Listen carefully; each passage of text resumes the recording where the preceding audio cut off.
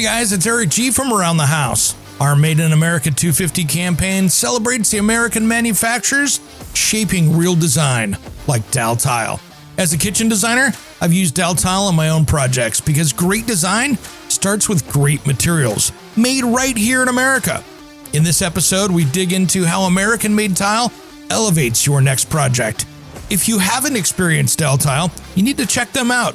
Go back and listen to episode 2241, Around the House with Eric G, wherever you get your podcasts.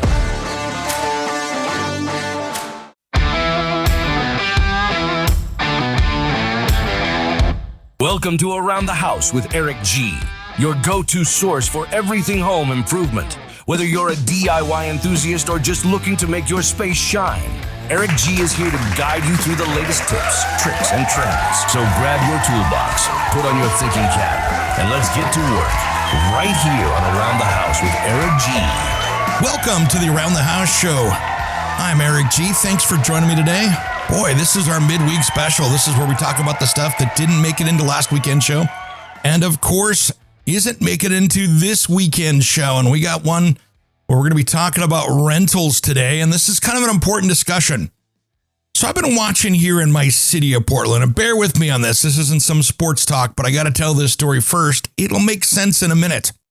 So this is interesting. In the summer of 2024 here in Portland, Oregon, the city acquired the basketball and hockey arena, which is Moda Center, and basically entered in a new operating lease with what is Rip City Management, which is the ownership of the Blazers. And the Moda Center is now owned by the city of Portland, making the city the Blazers landlord. Now, we have been going through, are we going to lose the team? Yeah, we probably could. I've seen this happen in Seattle, where the NBA let my Seattle Supersonics get ripped out of our hands. And, well, this is building up the exact same way. So if we look at the July 16th draft term sheet that the city sent over to them, it requires a 20-year lease commitment, all home games played at the arena, an annual $3 million property tax payment from ownership, clear caps on public funding, safeguards against cost overruns, and then Councillor Pertlegin stated as included a long-haul commitment to stay in Portland with consequences for breaking the lease early. And on due diligence, the city signed an NDA specifically so it could see under the hood of the Blazers' finances, including information the team wouldn't want shared. And that's from the Portland Tribune. Now, if you're a landlord in Portland, you get 1-year leases. You're renting a home out to somebody, the tenant can leave. And if you want to end it because maybe you need to do work on it or something happens where you need that house, you're going to pay anywhere from $2,900 to $4,500 to your tenant to end it. The city also has rules for income screening capped at 2 times rent, individualized assessment required before denial.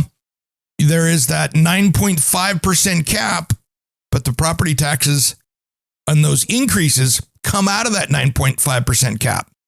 So there is a whole set of rules if you are a landlord. But you know something? The city of Portland, now that they're a landlord, doesn't want anything to do with that for themselves. So here's the problem of the thought process of all these rules that they put for landlords. And we're talking today, if you haven't figured out, is if you want to be a landlord or not, do you want to have a rental property? These rules get very interesting. So here's the first rule that I see. If you can't fix rent later, you're going to set it higher now. This is simple math. Caps constrain increases, not initial rents. Every landlord in a capped market prices the risk that costs overrun the cap for the next 5 years. So they're figuring out going, oh my gosh, we're going to have to go high because I can't change it later.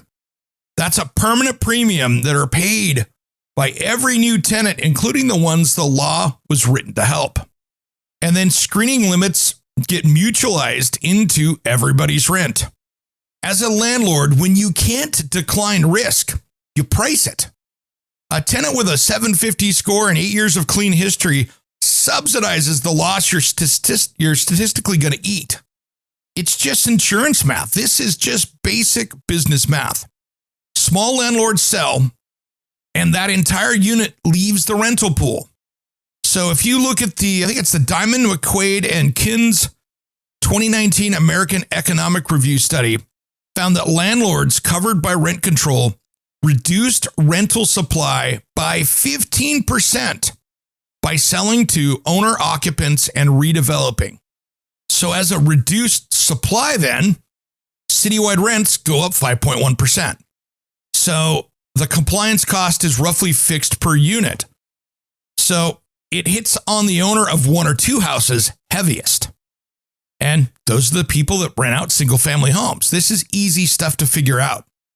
And then quality degrades above the habitability floor. So if you think about it, and this is why if you go to places like New York City and places like that, where there's thousands of places that aren't rented. If you have a building that needs to spend $40,000 to $60,000 to get it into a nicer place and they can't charge higher rates, that unit is sometimes cheaper to sit there empty than to spend $40,000 or $60,000 and lose that money over the years.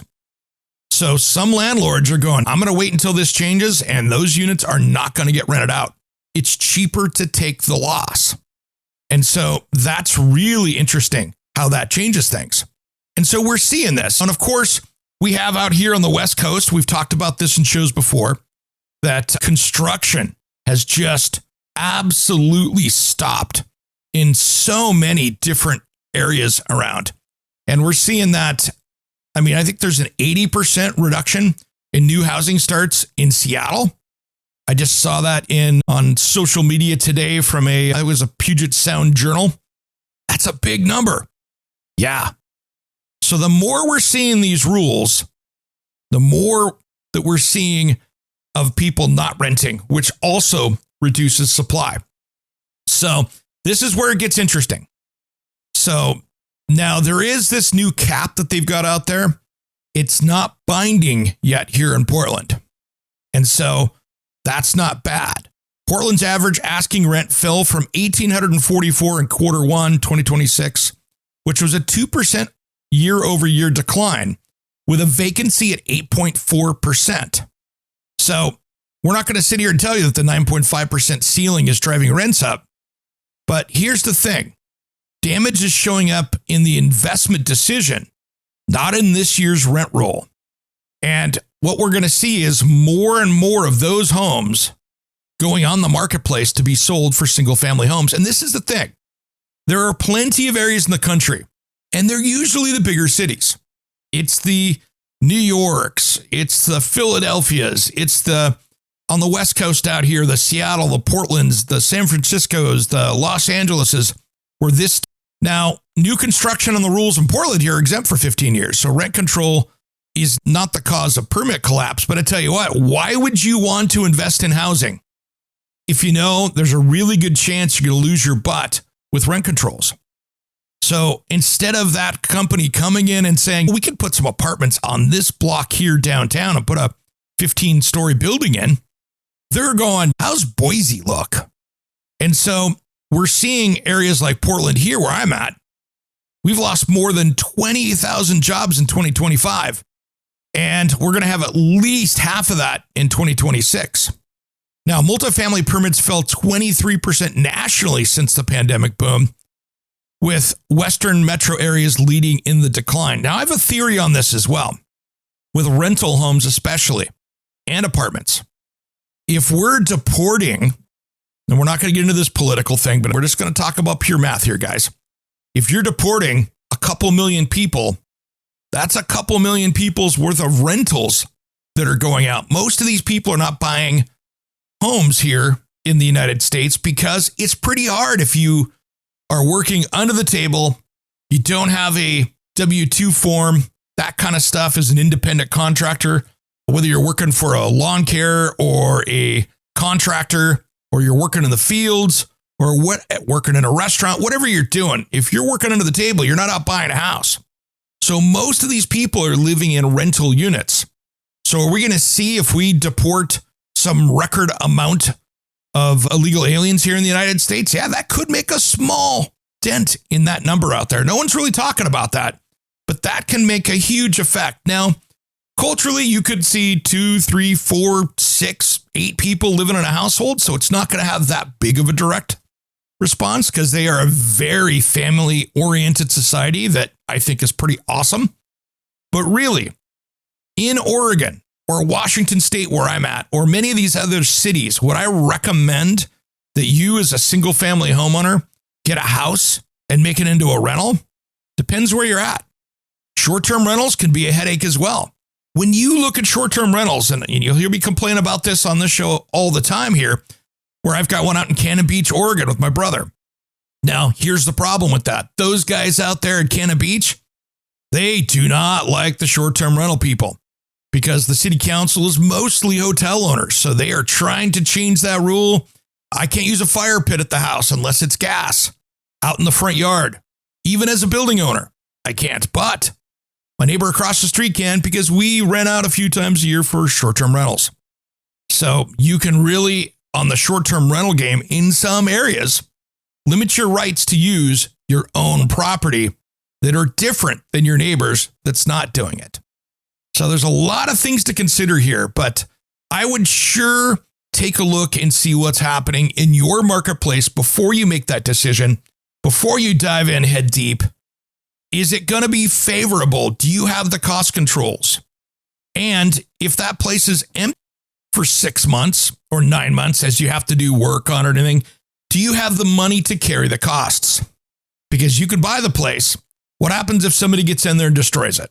So I don't want to talk people away from being landlords and making good investments. Just be very careful where you're doing it. Because in plenty of places out there across the country and more the metro area, you can get stuck what's going on. And I don't want to see that happening and see you get burned when you're just trying to save for retirement, for generational income. So do your research, find out what the rules are in your area, and make sure that you can limit your liabilities as best you can. Hey, if you got a comment on this, guys, send me a message over at aroundthehouseonline.com. I'd love to hear your take on it. I think many of these overreaching rent controls are bad for the marketplace, and they make things more expensive and not less expensive. What's your take? I'm always curious. All right, guys, that's my little rant on rent controls and how they can affect single-family people out there that are trying to invest. Real quick, from the Consumer Product Safety Commission, which is cpsc.gov here in the U.S., Panasonic recalls electric toaster ovens due to shock and fire hazards. Consumers should stop using the recalled toaster oven immediately and contact Panasonic for a full refund. There's about 11,480 of those in the U.S., with 2,184 sold in Canada. Let's see, anything else here that we see? There's not too much stuff out. A lot of toys, furniture. There are a couple step stools that you see out there. But really, besides that and the Conair Cuisinart 4-burner 3-in-1 gas grills that we talked about last week, there's 12,660 of those in the U.S. That oven glass can shatter during use. Got to be careful of that. Otherwise, that and the Greenworks recalling 24-volt and 48-volt Cobalt Yard power tools with USB-C batteries. Those are the last ones here that are big on the list. If you have one of those products, you're worried about that, maybe you've got some furniture, because there's always a ton of it, or kid stuff, you can always go to cpsc.gov. All right, everybody, have a great rest of the week. I'm Eric G. To find out more about us, head over to aroundthehouseonline.com and make sure you check out all our videos on both of our YouTube channels. We'll see you Saturday. Thanks for tuning in to Around the House. Thanks for tuning in to the Around the House show. Make sure you subscribe on your favorite way to catch podcasts. Also, be sure to subscribe to our new YouTube channel, and you can find it at Around the House HQ, and ring that bell for updates. Thanks for tuning in to Around the House. Take this good time and turn it up louder. No one ever talks about the nights they went to bed, counting them sheep, catching Z's, getting beauty rest, acting your age, don't make for good story. Knock one back, no buzz, no glory. No one ever talks about the shots they didn't take. Drinks. Hey guys, it's Eric G with Around the House. If you're looking to upgrade your home with beautiful stone, check out Evolve Stone. This premium composite stone veneer is proudly made in the USA. It's lightweight, cuts like wood with ordinary tools, and installs fast with a finish nailer, giving you that high-end masonry look on siding, fireplaces, feature walls, outdoor kitchens, and more. It stands up beautifully to UV, freeze-thaw, and tough weather anywhere. We just celebrated their fantastic Made in America heritage in our latest episode, so make sure and go back and listen. You'll love it. Right now, use promo code ATH26 for a free sample sent right to you. Visit evolvestone.com today and tell them Eric G sent you.